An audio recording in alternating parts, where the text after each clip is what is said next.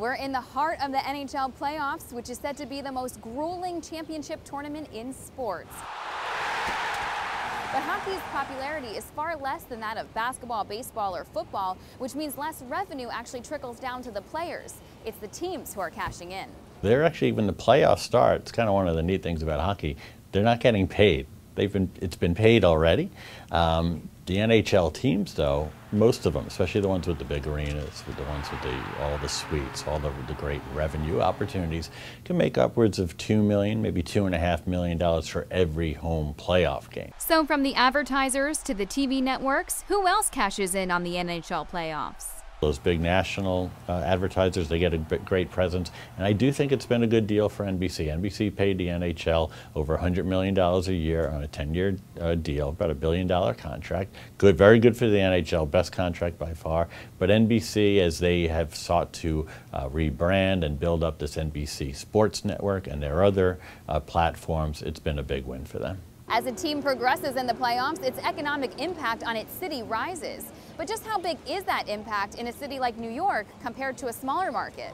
You think of a smaller town like Columbus, where the Blue Jackets are. I mean, when they have games, home games, regular season playoff games, you know, it means everything to that community.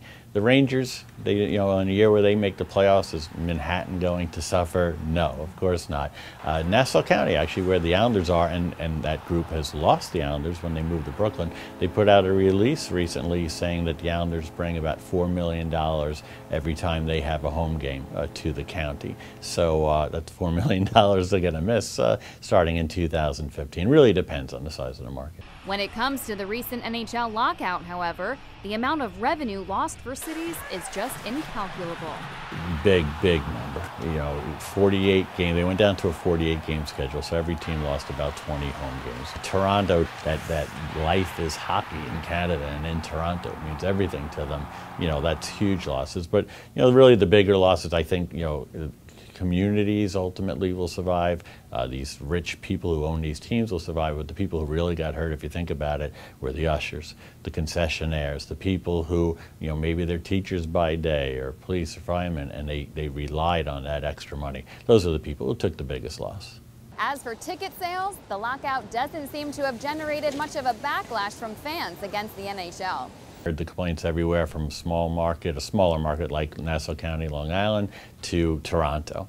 Everybody's seats went up between 200 and 400%, but when the game happens, it's sold out. Every playoff game in the NHL has been sold out, and I suspect will be sold out. Maybe they're canceling their summer vacation, but to these fans who love hockey, and that's the tradition of the hockey fan, most of them consider it worth it. In New York, I'm Brittany Umar for The Street.